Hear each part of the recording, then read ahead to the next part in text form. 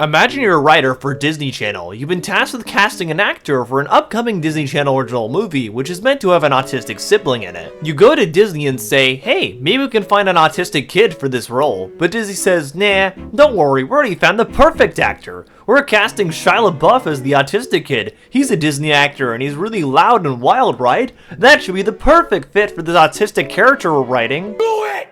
And that, more than likely, is how the Disney Channel original movie Tru Confessions came to be. Recently, I was recommended to check out this film, which is a Disney Channel original made-for-TV movie that came out in 2002, and oh boy, is it really something. Not only does this film inevitably have some really poor representation of autism, but it has some dangerously harmful, incorrect portrayals of how autism parenting should be handled as well. Gee, it sure sounds familiar. It's almost like a movie just like that came out this year. Really wild to see we still haven't evolved past autism-based filmmaking like this in the year 2025. In a lot of ways, this film represents everything wrong with autism representation and how it's handled in film to this very day, since many of these exact problems still run throughout modern films. So today, I wanted to discuss just exactly why Tru Confessions is bad autism representation and also just bad representation of autism parenting as well, and why its issues are sadly still relevant today. I also want to discuss how this film seems to try and justify making content of autistic people for a neurotypical person's personal gain. Yes, that is sadly a thing that happens here, with an autistic person having their life put on full display as entertainment, and being utterly and completely exploited. Believe me, we'll get into that. But to start, let's talk about exactly what this film is and what it's about. Tru Confessions is a Disney Channel original movie that was filmed in Toronto and aired on Disney Channel on April 5th, 2002. The film tells the story of Trudy Walker, played by Clara Bryant, a teenage girl who dreams of starring in her very own TV show. As a result, she is constantly videotaping her life wherever she goes, which, don't worry, we'll get into that, and also has an autistic brother named Eddie, who is played by none other than Shia Lebouf. That's right, years before starring in blockbuster franchises like Transformers or Indiana Jones for Paramount, or doing other things. Shia LaBeouf was a big child star for Disney, having the lead role in their TV series Even Stevens, and also starring as Stanley Yelnats in their film Holes, which led him to being cast as Eddie in this film. And what do you know, 3 years after this movie came out, he got his first arrest. Boy, but that's a great sign of things to come. Trudy in this film feels like Eddie is favored over her by her parents, since her mom often just straight up babies Eddie and lets him do whatever he wants with no real repercussions, while cracking down on Trudy for any little mistake she makes. Me? If I shot a flash up in his eyes, you would ground me for a month. Yeah, because you know better.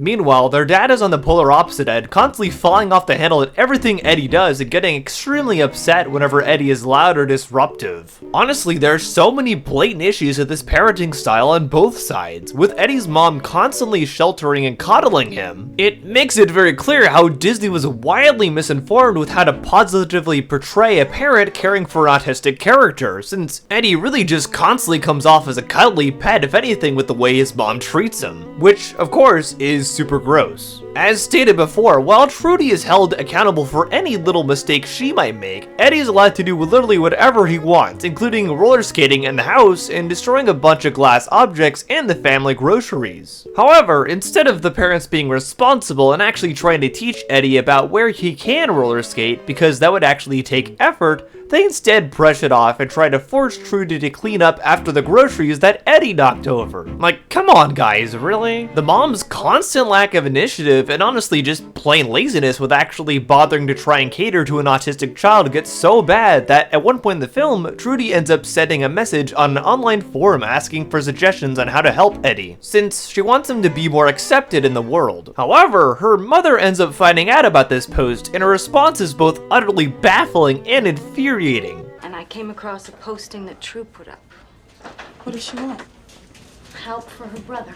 A way to make him feel more comfortable in the world. You know, it used to be when she was worried about stuff like that, I was the one that she came running to. What in the world, lady? First off, the fact that this scene seems to treat Tru trying to find more acceptance for Eddie as a bad thing is absolutely mind-blowing. How is any of this a bad thing? Secondly, the mom is somehow still only able to think of herself in this situation, whining about how Trudy didn't come to her first instead of seeking out guidance online. Gee, I wonder why that was. Maybe if you weren't actually lazy and bothered to actually put effort into being a parent to your son, it didn't constantly shift all feelings of guilt onto not doing that onto her, she'd be willing to speak to you about all this. The dad here is really no better at parenting Eddie either, since instead of choosing to coddle him like the pet this film seems to treat him as, he decides to try and lash out at Eddie to intimidate him enough to make him stop whenever he makes a mistake, which, of course, is just straight up abusive. The dad never seems to use any other solution whenever Eddie makes a mistake apart from just yelling at him and scaring him, which is infuriating. There's a scene where he flies off the handle and Eddie drops a plate of broccoli and the plate breaks. Like, really? You can just get another plate, there is no reason to rage around like this. But the worst part about how the film chooses to handle this is that it actually just tries to brush over the dad's abuse. At a later point in the film, Trudy ends up showing her dad recordings she got of each time he yelled at Eddie, and instead of the film directly calling him out on this behavior, it decides to have Trudy say this. Dad, your job is really hard. You're under a lot of stress. Eddie and I know that. We totally get it. What do you mean you get it? He's been constantly yelling at Eddie over every little thing and showing a total lack of initiative to bother to do any kind of real parenting, just like the mom. This really is no better. This film shows a real lack of understanding what good autism parenting should look like, but it also just shows some truly awful autism representation with how Shia Lebouf chooses to portray an autistic child. Shia Lebouf as an actor has obviously garnered plenty of moments of controversy over the years, but specifically during his Disney years, he was notable for being loud and goofy, which inevitably he takes these qualities into this portrayal of an autistic character. And that's literally it. Unsurprisingly, this film falls into literally the exact same traps that something like Music or The Unbreakable Boy do, with Eddie having next to no characterization and just coming off as a hyperactive object that his sister gets to parade around in a documentary she's making of him. And yes, you heard that right. Throughout the entirety of this film, not only is Trudy recording herself every chance she gets, but she's also deliberately recording every single moment of her autistic brother, for an incredibly selfish reason. But before I explain exactly what that reason is, I'm gonna remind you to subscribe if you haven't already. If you enjoyed this video so far, you'll most likely like the other videos I make too, since I cover all film-based topics overall. You can also join my Discord to suggest topics for me to cover here on YouTube in the future. Also consider joining my Twitch streams, where we've been playing Monster Hunter Wilds and Xenoblade Chronicles X, and raising money for the Autism Self-Advocacy Network. I'll actually be live later today, and might already be by the time you see this video. You can also check out my letterbox, where I review movies, oftentimes movies or shows I won't review here on YouTube. All links are down in the description. But getting back to the topic at hand, the reason why Trudy decides to record her autistic brother is because she has entered a competition for kids to make documentary style videos, and the winning documentary will get its own TV series awarded to its creator. As a result, she ends up recording her own brother Eddie and everything he does, both as a way to exploit his autism, as a way to win the approval of those around her and get her own TV series, but also as a way to apparently try to find a cure for his autism. What in the world? The fact this film seems to treat autism as a disease that must be cured is absolutely infuriating, and what comes after this is somehow even worse. While Tru is recording her brother doing things that he enjoys doing, they end up going to the beach where Eddie tries to fly a kite. However, he ends up having a meltdown during this exact moment and ends up saying this. Must be retarded. How did this air on Disney Channel? The fact this film chose to have its main autistic character say the R slur in a Disney branded product that was more than likely aired to millions of kids and families around the globe is straight up disturbing and also just saddening. How Disney was able to come to the conclusion that this was okay to do, I have no idea. I've seen some people actually try to justify this particular scene with how this movie came out in 2002 and this kind of word was just flung around more then. But the thing is, this actually isn't true even within the context of this time period, because the movie itself proves to us it knows it's wrong. In a later scene, Eddie and Tru encounter some bullies who spit into a hat and then give it to Eddie to wear. Tru ends up finding out about this and confronts the bullies, who are clearly an antagonistic force here, and attempts to give them their hat back, to which one of them says this. I mean, isn't this be kind of retard week? Okay, so clearly you knew this was an awful term to use with a literal bully in the film saying it, but then you chose to have your main autistic character also say it a few scenes scenes earlier? What in the world? The fact the film even chose to try and write this in as Eddie's dialogue at all comes off as they felt they could just get away with doing it, which is very gross. And later, lo and behold, Tru's recordings of Eddie somehow end up winning the video competition, and as a result, they end up getting aired on live television in celebration. So Tru and her family gather in the living room, and right there, broadcast in front of millions of people, is the video of Eddie saying the R slur right there for everyone to see. Wow, great job, guys. In addition to this, the documentary Tru made is just full of videos showing Eddie's meltdowns overall, which is incredibly insensitive that she chose to showcase her brother in this light just to try and make herself look better. And somehow, the film treats this as a good thing. Unbelievable. So ultimately, Tru really learns nothing from trying to cure Eddie of his autism and also making a full-blown documentary on him showing some of his worst moments. The thing is, I actually think a narrative like this could work if Tru actually learned that making a documentary on her brother and trying to show his autism and cure him of it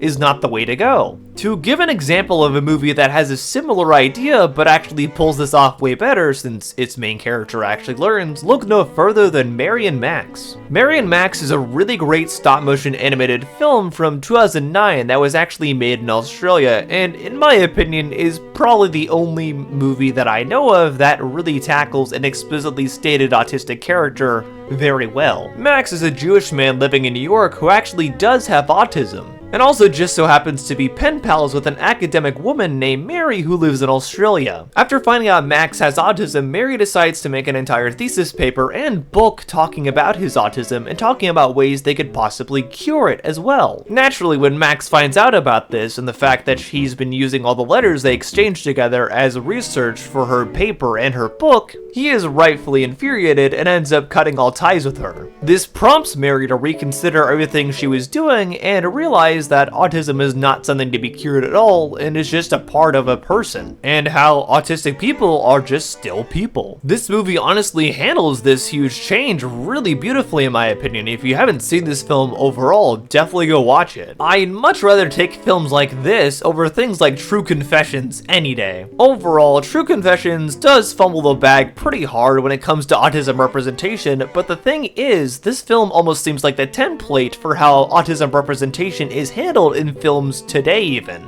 There are so many of these inspiration porn type films out there that just seem to leech off of an autistic character and use it as a prop to build neurotypical people around them up. I really hope we see less of these movies going forward, but given the fact it's still been happening for 23 years, it doesn't seem very likely. But what do you think? Am I horribly wrong about this? Is this actually a good movie? Let me know down in the comments below. Special thanks to my patrons DDC1996 and Trayvon Gibson for contributing over on Patreon. Once again, if you'd like to join my Discord, that's where you can communicate with me and others offline and also suggest future topics for videos. You can also check out my Letterboxd, as I stated before as well, where you can see movies and shows, oftentimes movies or shows that I won't review here on YouTube. But regardless, thank you so much for watching this video. I've been Otterly Noah, and I'll see you on the other side. Bye! Don't let